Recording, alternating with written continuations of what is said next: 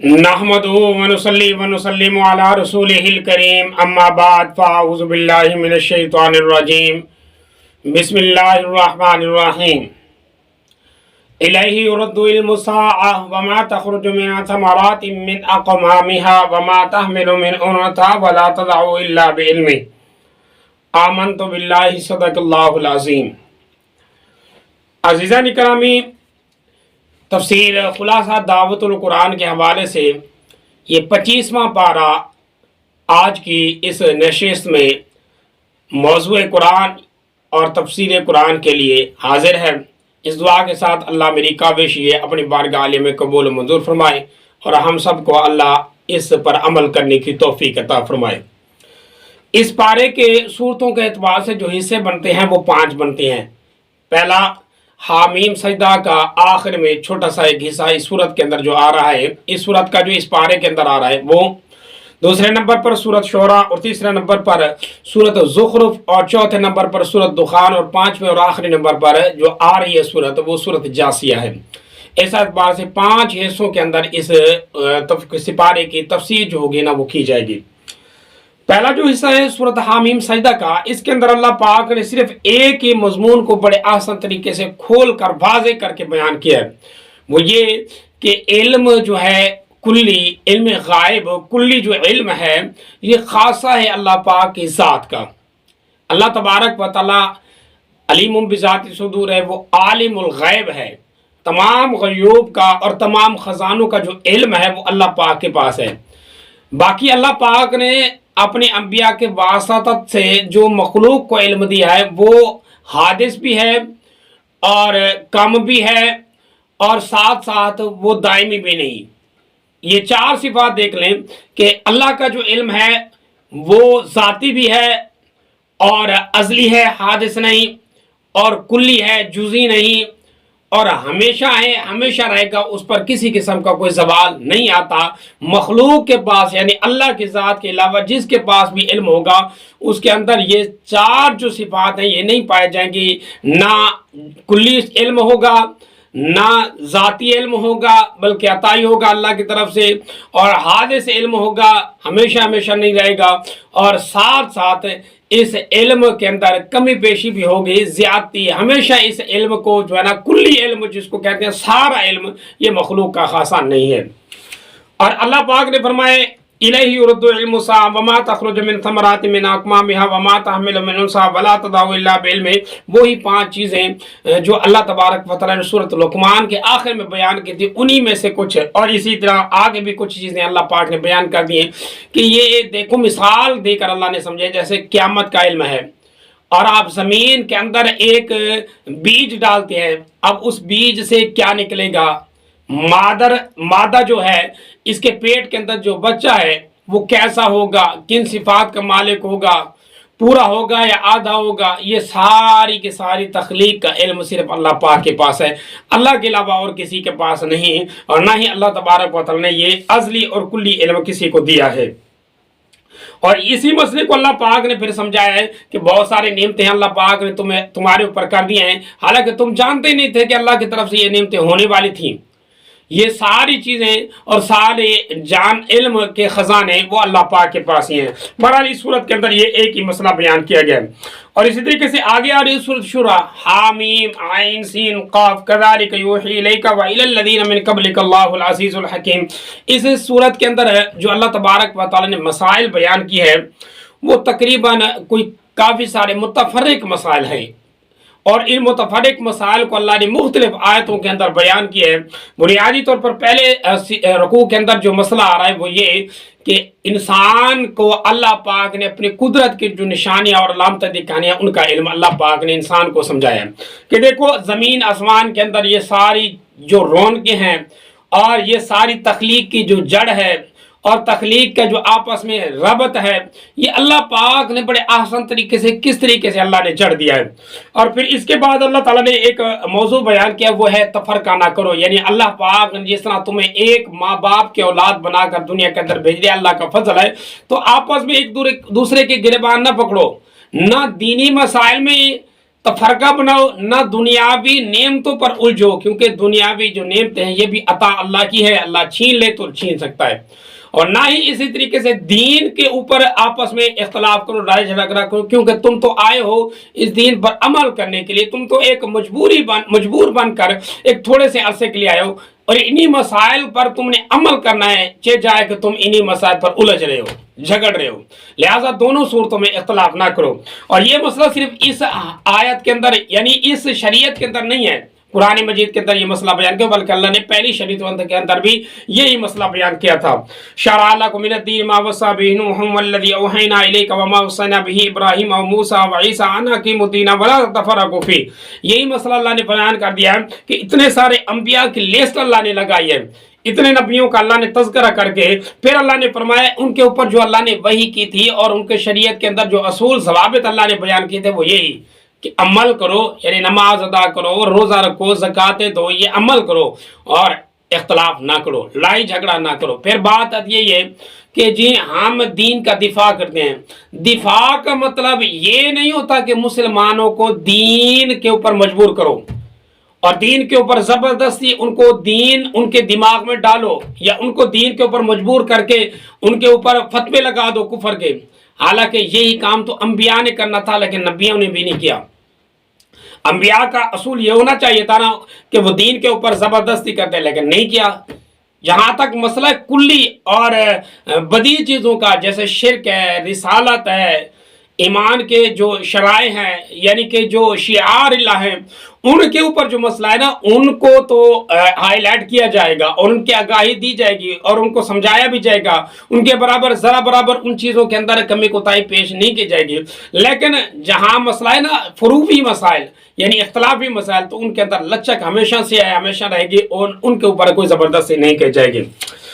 फिर आ गया इसी मसले को अल्लाह ने समझाया, वमा तफर्रकू इल्ला मिन बादि मा जाअहुमुल इल्मु बग़यन बैनहुम। ये कैसे लड़ाई झगड़ा करने हैं, कोई इल्म नहीं है इनके पास, बगैर इल्म के, बगैर बुरान के, बगैर लड़ाई के, बगैर दलील के ऐसे ही लड़ाइयाँ झगड़े कर रहे हैं। हालांकि वलौला कलिमतुन सबक़त मिन रब्बिका इला अजलिन मुसम्मा लक़ुदिया बैनहुम, अल्लाह का जो कलमा है वो तो साबित हो चुका है। अल्लाह पाक ने तो जो करना है तो उसको अल्लाह पाक ने लिख के रखा हुआ है। लिहाजा अल्लाह पाक के कलिमात के ऊपर लड़ाई झगड़ा करो। बहरहाल इस पूरे मजमून को अल्लाह तबारक व तआला ने इस मुकम्मल रुकू के अंदर बयान कर दिया। तो लड़ाई झगड़ा या तो था दलील की बिना पर या दीन की बिना पर। तो दीन की बिना पर अगर लड़ना है तो दलील के साथ, और फिर दूसरी बात आती है दुनियावी की बिना पर, यानी दुनिया की नेमतों, दुनिया की चीज़ों पे ऊपर लड़ाई कर रहे हैं। तो इसके बारे में अल्लाह तबारक व तआला ने इरशाद फरमाया, मन कान युरीदु हर्सल आखिरति नज़िद लहू फी हर्से व मन कान युरीदु हर्स दुनिया नुतिही मिनहा। जो लोग दुनिया के तालिब हैं अल्लाह पाक उनको दुनिया दे देगा, आखिरत में कोई हिस्सा नहीं रखेगा। लेकिन जो आखिरत के तालिब हैं फिर अल्लाह से आखिरत मांगते हैं, दुनिया के ऊपर तो लड़ाई झगड़ा करते नहीं। लिहाजा साबित ये हुआ कि दुनिया के अंदर जो इंसान है दो तरह के हैं। कुछ तो दुनिया के तालिब हैं, दुनिया ही मिलेगी आखिरत नहीं मिलेगी। कुछ है और यही लोग होते हैं जो दुनिया के ऊपर लड़ाई झगड़ा फसाद बर्पा कर रहे हैं। कुछ लोग हैं जो आखिरत के तालिब हैं, दुनिया के तालिब हैं ही नहीं। तो फिर इनका रवैया क्या है? इनका जो रवैया है वो इस तरह कैसे है कि अल्लाह तबारक व तआला ने इनको दुनिया भी अपने फजल से देनी है, लेकिन आखिरत अल्लाह ने अता करनी है। तो दुनिया उनका मिशन नहीं है, लिहाजा वो लड़ेंगे नहीं। तो बहरहाल अल्लाह पाक ने कुल्ली तौर पर एक ज़ाब्ता यहाँ पर भी बयान कर दिया। फिर आगे कुछ मसाइल अल्लाह पाक ने मुतफरिक किस्म के बयान किए हैं। उनमें से एक मसला तो है अल्लाह पाक ने अपने प्यारे नबी सल्लल्लाहु अलैहि वसल्लम की आल और आप सल्लल्लाहु अलैहि वसल्लम के औलाद के साथ मोहब्बत करने का हुक्म दिया है। अल्लाह ने फरमाया कुल्ला असअलुकुम अलैहि अजरन इल्ला अल मवद्दता फिल कुर्बा। नबी सल्लल्लाहु अलैहि वसल्लम अपनी उम्मत को और अपने रिश्तेदारों को कह दें कि मैं तुमसे कोई और उजरत नहीं मांगता अपनी मेहनत की, बल्कि मैं ये कहता हूँ कि मेरी आल के साथ अच्छा हुस्न सलूक करो, इनके साथ अच्छा बर्ताव करो। फिर मसला ये होता है कि ये अल्लाह पाक ने कैसे हुजूर सल्लल्लाहु अलैहि वसल्लम को फरमा दिया, या हुजूर सल्लल्लाहु अलैहि वसल्लम ने कैसे दीन की खिदमत की मामनत अपने अहले बैत की मोहब्बत मांग ली। असल के अंदर इसके पीछे भी एक वाक़या है। वो वाक़या ये कि आप सल्लल्लाहु अलैहि वसल्लम और आप सल्लल्लाहु अलैहि वसल्लम के औलाद और इसी तरीके से आपके ख़ानदान और आपके अज़वाज मुतारात, बिलखुसूस उलमा ने तो यहाँ तक भी कह दिया कि यहाँ कुर्बा से मुराद वो अल्लाह पाक के दीन के तमाम शदाई जो दीन पर नबी सल्लल्लाहु अलैहि वसल्लम के दीन पर अपनी जान तक फिदा करने वाले उलमा हैं या औलिया हैं, वो सारे के सारे इसका मिस्दाक होंगे। बहरहाल اگر یہاں تک بھی رکھا جائے کہ حضور صلی اللہ علیہ وسلم کے اولاد اور آپ کے ازواج مطہرات، تو پھر یہ ہوگا کہ حضور صلی اللہ علیہ وسلم کی یہ آل دین کے اوپر بڑی محنت کرنے والے تھی، اللہ پاک نے مقرر کر رکھا تھا۔ تو اللہ پاک نے پھر امت کو یہ حق دیا کہ جس طرح نبی دین کے اوپر محنت کر رہے ہیں، نبی کے آل بیت بھی دین کے اوپر محنت کر رہے ہیں، تو لہٰذا تمہیں حق یہ ہے کہ اپنے نبی کے آل اور آل بیت کے ساتھ محبت کرو، ان کی اتباع کرو، ان کے ساتھ چلو، ان کے کسی قسم کو تکلیف نہ پہنچاؤ۔ بہرحال اس آیت کے اندر حضور صلی اللہ علیہ وسلم کی آل بیت سے حسن و سلوک اور محبت کرنے کا حکم ملا، جیسے کہ امت وبا کا شکار ہوئی اس وقت جب حضور صلی اللہ علیہ وسلم کے اہل بیت کو تکلیف پہنچائی۔ بہرحال یہ بھی حکم اللہ تبارک و تعالیٰ نے اس آیت کے اندر عطا فرما دیا۔ پھر آگے اللہ پاک نے کئی سارے احکامات اور بیان کیے، ان میں سے ایک حکم یہ تھا کہ اللہ تبارک و تعالیٰ نے بیان کیا وَهُوَ الَّذِي يَقْبَلُ التَّوْبَةَ عَنْ عِبَادِهِ وَيَعْفُو عَنِ السَّيِّئَاتِ، اللہ نے یہ گارنٹی دے دی ہے کہ مسلمانوں کی توبہ بھی اللہ قبول کرتا ہے اور اللہ پاک ان کے اوپر احسان بھی کرتا ہے، اللہ پاک ان کے گناہوں کو مٹاتا ہے، لیکن بشرط کہ انسان بھی اللہ پاک کا بندہ بن جائے۔ وَيَسْتَجِيبُ الَّذِينَ آمَنُوا وَعَمِلُوا الصَّالِحَاتِ وَيَزِيدُهُم مِّن فَضْلِهِ، اور اللہ پاک نے اس بندے کے اوپر فضل کا وعدہ کر لیا ہے، اپنے نعمتوں کے نزول، دنیا اور آخرت کی نعمتوں کا نزول کا وعدہ کر لیا جو اللہ کی بات مانتے ہیں۔ جو اللہ کی بات ماننے کا مطلب ہے اللہ کے دین کے اوپر چلتے ہیں، تو اللہ نے دنیا کے اندر بھی دینی ہے، آخرت کے اندر بھی دینی ہے۔ وَالْكَافِرُونَ لَهُمْ عَذَابٌ أَلِيمٌ، ہاں جو اللہ کے دین کا انکار کرے گا اس کے اوپر دردناک عذاب ہے، دنیا بھی تنگ ہے، آخرت بھی تنگ ہے۔ اور پھر اسی طریقے سے آگے کچھ بارش اور کچھ رزق کے نعمتوں کا اللہ پاک نے تذکرہ کیا، یہ ساری عطائیں اللہ پاک ہیں۔ اللہ وَلَوْ بَسَطَ اللَّهُ رِزْقَ، جس کے لیے چاہتا ہے اللہ رزق فراخی کر دیتا ہے، جس کو چاہتا ہے تنگ کر دیتا ہے، یہ اللہ پاک کی عطائیں، اور اللہ قادر مطلق ہے، جس کو چاہتا ہے عطا فرما دیتا ہے۔ باقی دنیا کے اندر جو مصائب وَمَا أَصَابَ مِن مُّصِيبَةٍ فَبِمَا كَسَبَتْ أَيْدِيكُمْ وَيَعْفُو عَن كَثِيرٍ، جو کچھ بھی دنیا کے اندر تکلیفیں اور مشقتیں آ رہی ہیں یہ کسی اور وجہ سے نہیں بلکہ ایک ہی وجہ ہے۔ وہ وجہ کیا ہے کہ انسان کے اپنے انسان عمل اچھا نہیں کرتا، جس کا نتیجہ یہ ہوتا ہے کہ انسان مصائب کا اور شکار بن جاتا ہے اور انسان تکلیفوں اور مصیبتوں میں گھیرا ہوا ہوتا ہے۔ یہ اللہ تبارک و تعالیٰ نے انسان کو خصوصی طور پر یہ حکم دیا۔ پھر آگے آ جاتی ہے کچھ بندے اور کچھ انسان ایسے ہیں جن کے اعمال کو اللہ نے ایسا پسند کر لیا ہے کہ ان کے لیے آخرت اللہ پاک نے بچا کر رکھی ہوئی ہے۔ اللہ نے فرمایا وَمَا عِندَ اللَّهِ خَيْرٌ وَأَبْقَىٰ، جو کچھ اللہ پاک نے ان کے لیے بچا کے رکھا ہوا ہے نا وہ بہت عمدہ ہے، بہت اعلیٰ ہے، دنیا کے مقابلے میں بھی اعلیٰ ہے۔ وہ کون سے لوگ ہیں؟ کوئی 8-9 صفات اللہ پاک نے تذکرہ کیا جن کا کہ یہ کوالٹی جن انسان کے اندر ہوں گی تو وہ انسان ایسے ہوں گے کہ اللہ پاک نے ان کے لیے جو خزانے جمع کر کے رکھے ہیں وہ سوچ سے بھی بڑا ہیں اور انسان کے فہم میں بھی نہیں آ سکتے۔ وہ کون سے لوگ؟ پہلے نمبر پر للذین آمنوا وعلی ربہم یتوکلون، وہ لوگ جو ایمان لے کر آتے ہیں۔ دوسرے نمبر پر اپنے رب پر بھروسہ کرتے ہیں، یعنی دنیا کی چیزوں پر بھروسہ نہیں ہے، اللہ کی ذات پر بھروسہ ہے۔ تیسرے نمبر پر والذین یجتنبون کبائر الاسم والفواحش واذا ما غضبوا هم یغفرون، تیسرا نمبر جو آتا ہے وہ یہ کہ وہ لوگ کبائر گناہ کو، بڑے بڑے گناہوں کو چھوڑ دیتے ہیں اور اسی طریقے سے بے حیائی کے کاموں کو چھوڑ دیتے ہیں۔ اور چوتھے نمبر پر وَإِذَا مَا غَضَبُوا وَإِذَا مَا غَضِبُوا هُمْ يَسْتَغْفِرُونَ، وہ لوگ جو غصے کی حالت میں بھی درگزر کرتے ہیں۔ یہ بہت بڑی کاوش ہے، غصہ آیا ہوا ہے، بہت زیادہ اس انسان کو تکلیف پہنچے، پھر بھی درگزر کر کے اپنے کام سے کام رکھتے ہیں، معاف کر دیتے ہیں لوگوں کو، اللہ کے مخلوق کو معاف کرتے ہیں، اللہ بھی ان کو معاف کر دیتا ہے۔ والذین استجابوا لربہم، اور وہ لوگ جو اپنے رب کی بات مانتے ہیں، یعنی جب اپنے رب کی بات مانتے ہیں، یہاں ماننے سے مراد دین پر چلتے ہیں، وہ بھی اس مصداق ہے اس آیت کا۔ وَأَقَامُوا الصَّلَاةَ وَأَمْرُهُمْ شُورَىٰ بَيْنَهُمْ، نماز قائم کرتے ہیں، آپس میں مشورہ کرتے ہیں۔ وَمِمَّا رَزَقْنَاهُمْ يُنْفِقُونَ، اللہ کے راستے میں اللہ کے دیے ہوئے مال میں سے خرچ کرتے ہیں۔ وَالَّذِينَ إِذَا أَصَابَهُمُ الْبَغْيُ هُمْ يَنتَصِرُونَ، جب ان کے اوپر کوئی مصیبت آتی ہے تو پھر کیا کرتے ہیں؟ مصیبت کے وقت یہ اللہ پاک سے مدد حاصل کرتے ہیں، مصیبت کا یعنی بغاوت کا یا ظلم کا جو ان کے اوپر ظلم کیا جاتا ہے اس کا جو بدلہ لیتے ہیں وہ بھی انصاف کے ساتھ لیتے ہیں۔ یہ اللہ پاک نے آخری صفت بیان کر دی۔ پھر اس کے بعد اللہ پاک نے انصاف طلب کرنے کے بھی کچھ اصول سمجھا دیے ہیں۔ یعنی ایک بندہ ایسا ہے جو مظلوم ہے، بسا اوقات ایسا ہوتا ہے ہمارا معاشرہ خراب ہے تو مظلوم بھی ظالم بن جاتا ہے۔ ایک انسان کے اوپر ظلم ہوا پھر وہ مظلوم بن گیا، لیکن مظلوم جب کھڑا ہوا اس نے آگے اپنا بدلہ لیا تو ایسا بدلہ لیا کہ اس نے بھی ظلم کر دیا، اپنے بدلے سے بھی اوپر اس نے تکلیفیں پہنچا دی، اللہ پاک نے یہ حق نہیں دیا۔ یہاں اصول سمجھایا ہے اللہ پاک نے جو اصول سمجھایا ہے وہ یہ ہے وجزاء سیئۃ سیئۃ مثلہا، پہلا بیت جتنی تکلیف پہنچے اتنی ہی تکلیف واپس دو، اس سے زیادہ نہ دو۔ جو آپ کو مصیبت پہنچی ہے آپ بدلہ لینا چاہتے ہو تو بدلہ برابر سرابر ہونا چاہیے، ایسا پہ میش کرو، اس سے کم تو ہو اس سے زیادہ نہ ہو۔ ومن عفا واصلح، ہاں اگر معاف کرو گے، صلح کرو گے، نرمی سے کرو گے، فاجرہ علی اللہ، تو پھر تمہارا جو اجر ہے وہ اللہ پاک کے پاس ہے۔ یہ بہترین اصول اللہ پاک نے سمجھا دے انسان کو۔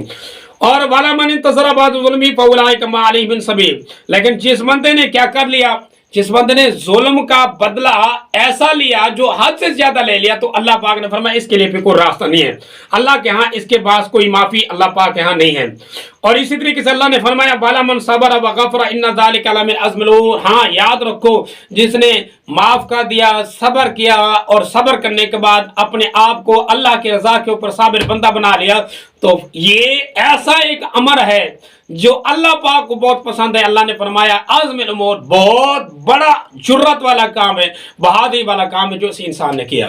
یہاں اللہ پاک نے یہ بھی بیان کر دیا۔ اور پھر اسی طریقے سے آگے بھی کچھ اللہ تبارک و تعالیٰ نے اپنی توحید اور اپنے دین کے کچھ مسائل اسی طریقے سے سمجھا دیے، اور شرک کی مذمت بھی اللہ پاک نے کر دی ہے، اور یہ بھی سمجھایا کہ جو کچھ بھی نعمتیں ہیں وہ اللہ کی طرف سے عطا ہو رہی ہیں۔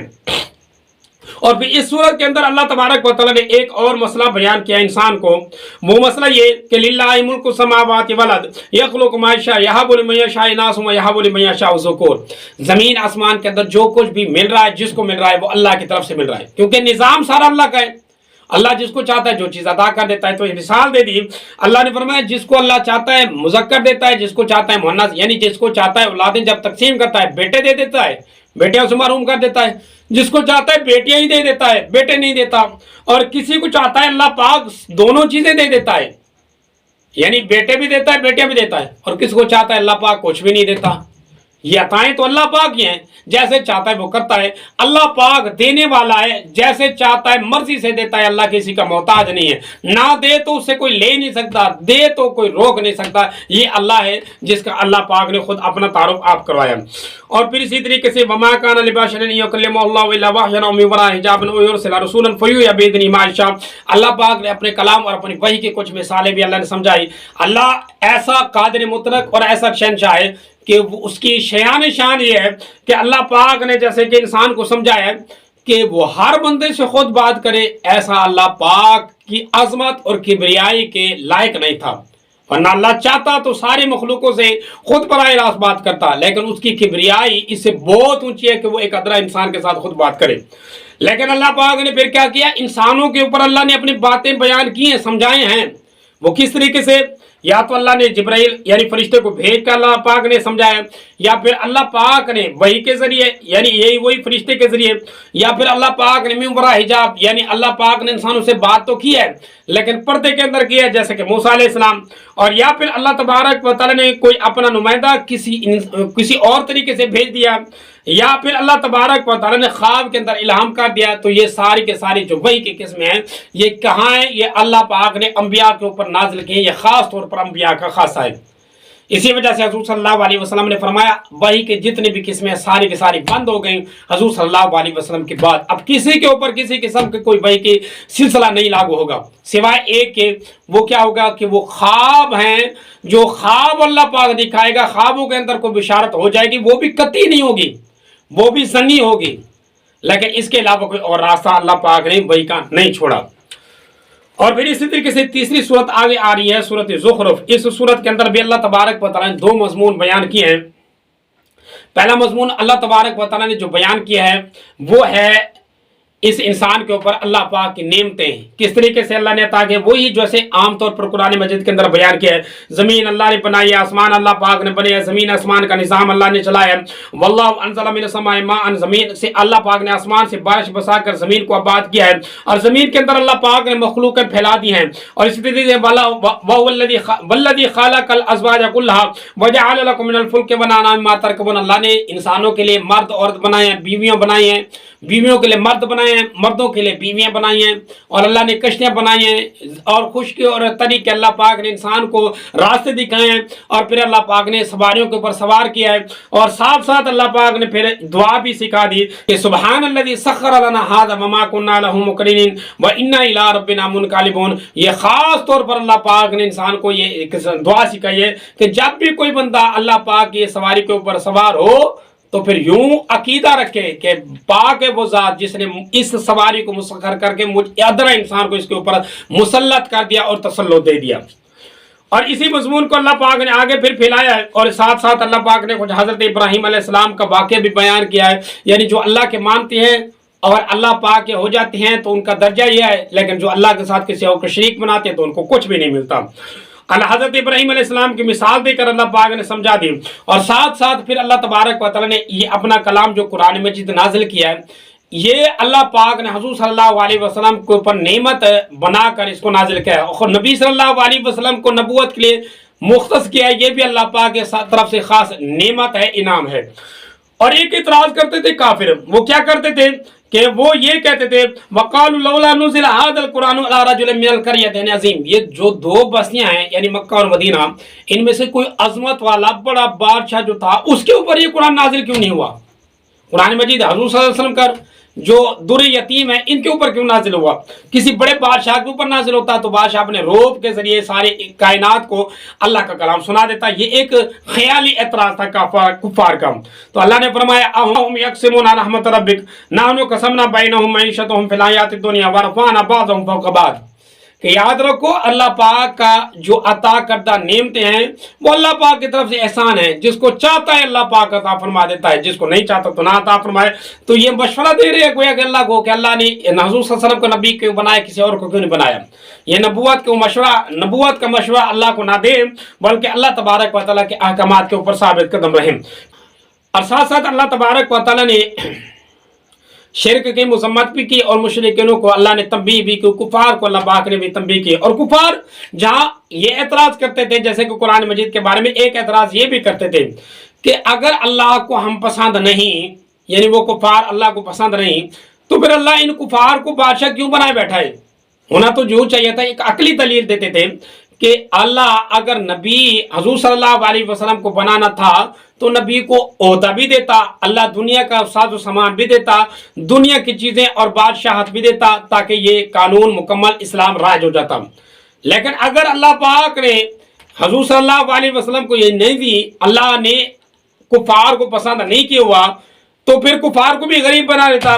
یہ اعتراض خیالی کرتے تو اللہ پاک نے اس کا بھی جواب دیا. اللہ پاک نے اس دنیا کی جو وقت ہے اس کی اللہ نے مثال سمجھا دی کہ وَلَوْلَا أَن يَكُونَ النَّاسُ أُمَّةً وَاحِدَةً لَجَعَلْنَا لِمَن يَكْفُرُ بِالرَّحْمَٰنِ. اگر یہ پوری دنیا پورے کے پورے انسان ایک طرف نہ ہو جاتے تو اللہ یہ کرتا ان کافروں کو, ان مشرکوں کو اتنا دنیا دیتا کہ ان کے سونے کے گھر ہو جاتے, چاندی کی ان کی سیڑھیاں ہو جاتی, سونے کی سیڑھیاں ہو جاتی, اور ان کی چھتوں کے اوپر بھی سونا, ان کی دیواریں سارے سونے اور چاندی کی بن جاتی. مکمل اللہ پاک جائیداد ان کفار کو ہی دے دیتا.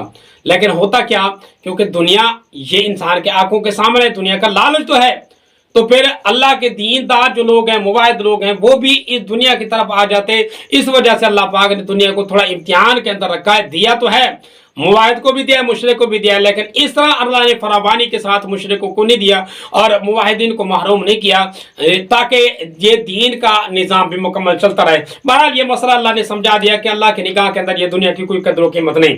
لیکن ساتھ ساتھ اللہ نے شرک کی مذمت بھی کی. اللہ پاک شرک کی دعوت نہیں دیتا, اللہ کفار کو یہ کفر کی بھی دعوت نہیں دیتا. اللہ انسان کو دعوت دیتا تو اپنے ایمان کی طرف دیتا ہے.